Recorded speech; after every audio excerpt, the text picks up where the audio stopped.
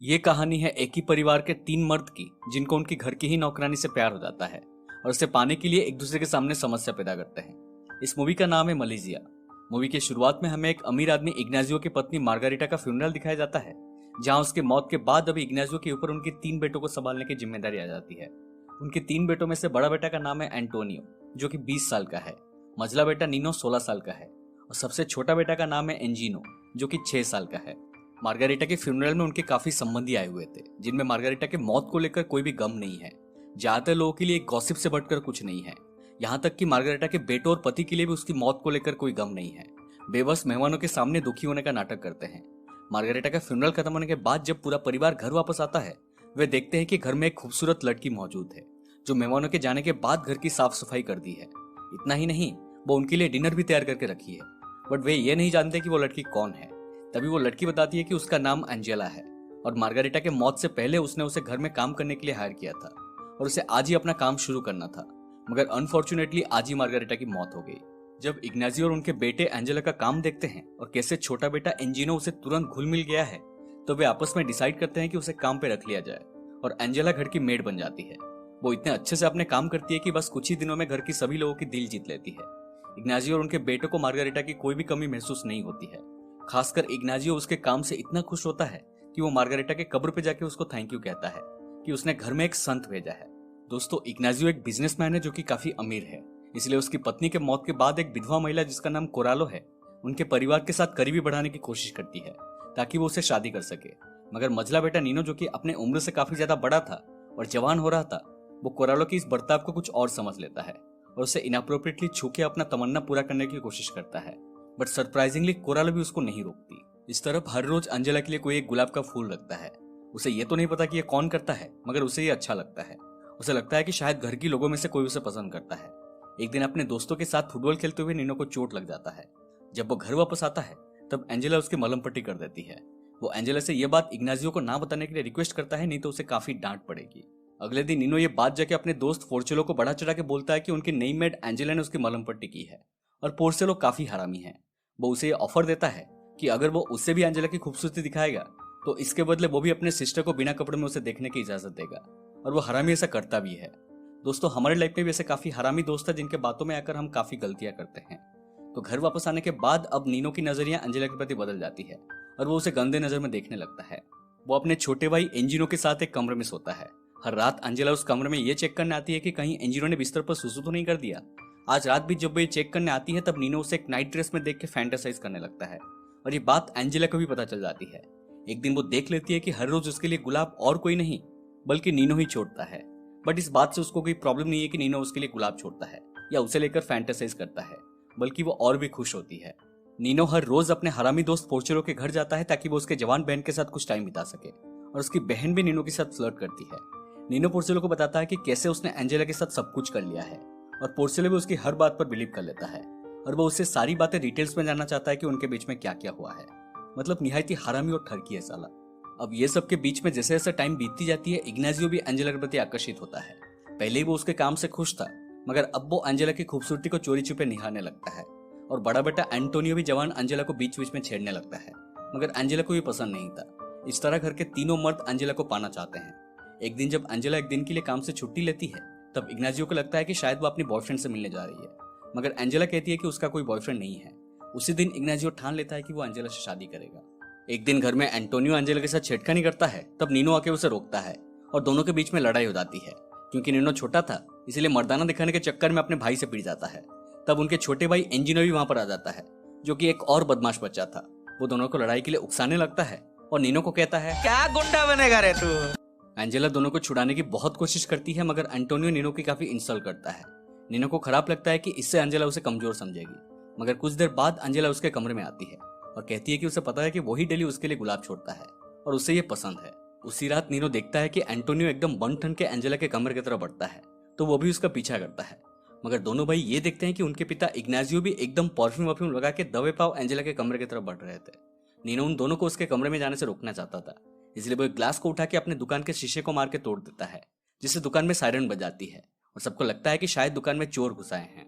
वो लोग तुरंत पुलिस बुलाते हैं, मगर उनके दुकान के अंदर चोरी का कोई भी सुराग नहीं मिलता है।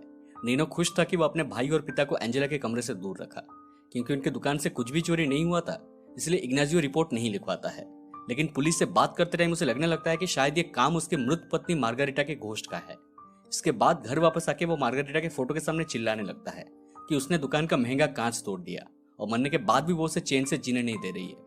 एक दिन चर्च से वापस आते टाइम इग्नाजियो कोरालो से मिलता है, जो उसे शाम को उसके घर कुछ कपड़े ट्राई करने के बहाने बुलाती है ताकि वो उसे सिड्यूस कर सके।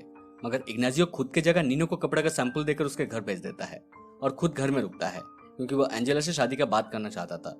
इस तरफ कोरालो के घर के बाहर नीनो को अपना हरामी दोस्त पोर्चेलो मिल जाता है, जो कि उसे ही ढूंढ रहा था। नीनो उसे कहता है कि वो घर जाकर उसका इंतजार करे, वो वही आके उससे मिलेगा। असल में वो अपने पिता को एंजेला के साथ अकेला नहीं छोड़ना चाहता था, इसलिए वो पोर्चेलो को अपने घर भेज देता है। इधर कोरालो के घर में कोरालो से वाइन पिलाती है और उसे चिपक के सीड्यूस करने लगती है। नीनो भी इसे एंजॉय कर रहा था, मगर तभी उसका हरामी दोस्त वापस आ जाता है, जिससे नीनो काफी गुस्सा हो जाता है। पोर्सेलो कहता है कि उसके पिता इग्नाजियो ने उसे डांट कर वहां से निकाल दिया। तब नीनो पोर्सेलो को कोरालो के पास छोड़कर भागते हुए अपने घर जाता है और अपने पिता और एंजेला को शादी की बात करते हुए सुनता है। और एंजेला शादी के लिए राजी हो गई थी। उनकी समस्या बस एक ही थी कि इग्नाजियो की माँ इस रिश्ते को एक्सेप्ट नहीं करेगी और इसके बारे में लोग क्या कहेंगे। इसीलिए अगले ही दिन इग्नाजियो अपने पूरे फैमिली को लेकर गांव में अपने माँ से मिलने जाता है ताकि शादी के लिए उनका इजाजत ले सके। मगर उसकी माँ इस बात से बिल्कुल भी खुश नहीं है कि इग्नाजियो एक मेड से शादी करना चाहता है और कहती है, ठरकी आदमी तुझे शर्म नहीं आता, एक नौकरानी से शादी करेगा। नीनो छुपकर उन दोनों की बातें सुन रहा था। उसे एक आइडिया आता है कि अगर किसी तरह वो ये साबित कर दे कि छोटा बेटा एंजिनो को एंजेला पसंद नहीं है और वो अपने माँ मार्गारेटा को भूल नहीं पा रहा है, तब उन दोनों की शादी नहीं होगी। इसीलिए रात को नीनो एंजिनो को नींद से उठाता है और कहता है कि माँ उसके सपने में आई थी और वो बहुत दुखी थी क्योंकि तुम इसे भूल गए हो और उसकी जगह एंजेला को पसंद करते हो। ये सुन के एंजिनो रोने लगता है। तब नीनो उसे चिल्ला चिल्ला के रोने कहता है, जिससे उसकी माँ को पता चल जाए कि एंजिनो सिर्फ उन्हें ही चाहता है। एंजिनो माँ माँ करके चिल्लाने लगता है, जिससे घर के सभी लोग जग जाते हैं। जब एंजेला उसे चुप कराने जाती है तब एंजिनो कहता है कि उसे अपनी माँ चाहिए। इस घटना के बाद इग्नाजियो के माँ पूरी तरह इस शादी के खिलाफ हो जाते हैं और इग्नाजियो को शादी के लिए इजाजत नहीं मिलती। अगले दिन पूरा परिवार अपने घर लौट जाते हैं, मगर इधर एंजेला नीनो से खुश नहीं है क्योंकि उसे पता था कि ये सब नीनो का ही किया जा रहा है। वो उसे पूछती है कि क्या तुम मुझे इस घर से भगाना चाहते हो? अगर ऐसा है तो मैं अभी कभी यहाँ से चली जाऊंगी। वो कहती है कि मुझे समझ नहीं आ रहा कि तुम्हें क्या चाहिए, बट नीनो इसका कोई भी जवाब नहीं देता है। मगर ऐसा नहीं है दोस्तों, एंजेला एक गरीब परिवार से थी। वो भी इग्नाजियो से शादी करना चाहती थी क्योंकि फिर उसकी लाइफ पूरी तरह से सेट हो जाएगी और उसे समाज में रिस्पेक्ट भी मिलेगी। नीनो एंजेला को लेकर अपने मन में कई फैंटेसीज बनाकर रखा है और उसे अब मौका मिल चुका है। वो जानता है कि अब एंजेला को ब्लैकमेल किया जा सकता है। उसी रात नीनो फिर से एंजिनो को नींद से उठाने की कोशिश करता है, लेकिन वो नहीं उठता। इसलिए वो खुद ही चिल्लाने लगता है और सबको कहता है कि सपने में उसकी माँ आई थी और वो अभी भी इस घर में है और उन्हें पसंद नहीं कि कोई उनकी जगह ले, और अगर ऐसा हुआ तो इग्नाजियो का बहुत बुरा होगा। ये सुन के इग्नाजियो डर जाता है और शादी कुछ दिन के लिए फिर से टल जाती है। मतलब नीनो अपने पिता के साथ एंजेला की शादी को टालने के लिए हर संभव कोशिश कर रहा था। अगले दिन जब सब लोग घर में टीवी देख रहे होते हैं तब नीनो एंजेला को इनअप्रोप्रिएटली छूने लगता है, मगर एंजेला इसका विरोध नहीं करती। इससे उसकी हिम्मत और भी बढ़ने लगता है और दिन प्रतिदिन वो उसे ब्लैकमेल करके अपने फैंटेसीज पूरा करने लगता है। कभी वो उसे बिना अंडरगारमेंट्स के कपड़े पहनने के लिए कहता है, कभी वो उसे अपने पिता के सामने अंग प्रदर्शन करके उन्हें सेड्यूस करने कहता है, कभी वो उसे अपने सामने कपड़े उतारने के लिए कहता है। एंजेला उसकी हर ख्वाहिशें पूरी करती है क्योंकि इसमें उसकी भी अपनी स्वार्थ थी। वो इग्नाजियो से शादी करके एक रईस परिवार का हिस्सा बनना चाहती थी। नीनो के डिमांड्स अब बढ़ने लगते हैं और ना चाहते हुए भी एंजेला उन सबको पूरी करती है।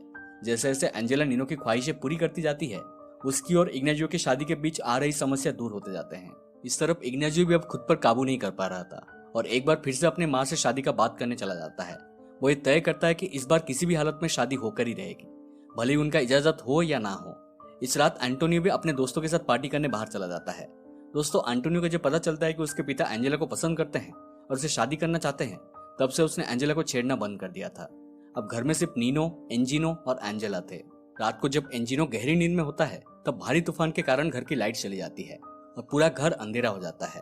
एंजेला काफी डर जाती है क्योंकि उसे अंधेरे से डर लगता था। इसका फायदा उठाकर नीनो एक टॉर्च लेकर उसे डराने लगता है। एंजेला उसे ऐसा ना करने के लिए कहती है, मगर नीनो उसकी कमजोरी का फायदा उठाकर उसे ब्लैकमेल करता है और उसे सारे कपड़े उतारने के लिए कहता है। एंजेला भी ठीक ऐसे ही करती है और फिर वहां से भाग के एक कमरे के अंदर चली जाती है और वहां दोनों एक दूसरे के बहुत करीब आ जाते हैं और दोनों के बीच में सारी बंदिशें टूट जाते हैं और दोनों संभोग में लिप्त हो जाते हैं। यहाँ सीन कट होती है और अगले दिन सुबह हम लोग इग्नाजियो को घर वापस आते हुए देखते हैं, जहाँ इस बार उसकी माँ ने उसे शादी करने के लिए इजाजत दे दी थी। नीनो अपने पिता से कहता है कि पिछली रात फिर से माँ सपने में आई थी। ये सुनकर इग्नाजियो की होश उड़ जाती है क्योंकि ऐसा लगता है कि शायद कोई नई मुसीबत आ गई है, लेकिन नीनो कहता है कि उसकी माँ बहुत खुश है और उसने इग्नाजियो को एंजेला से शादी करने के लिए इजाजत दे दी है। इसके बाद चर्च में इग्नाजियो और एंजेला की धूमधाम से शादी होती है। शादी के बाद इग्नाजियो एंजेला से कहता है कि वो उनके बच्चों को अपने बच्चों की तरह किस करे। एंजेला एंटोनियो और एंजिनो को तो किस कर देती है, मगर जब नीनो की बारी आती है तब एंजेला उसे एक नॉटी स्माइल देती है, जिससे हमें यह लगता है कि इसके बाद भी उनकी अफेयर कंटिन्यू रहेगी। और दोस्तों, मूवी यहीं पर खत्म हो जाती है। तो ये थी मलेशिया की पूरी कहानी। ये मूवी रिलीज हुई थी सन 1973 में और इसकी IMDb रेटिंग है 6.4 आउट ऑफ 10।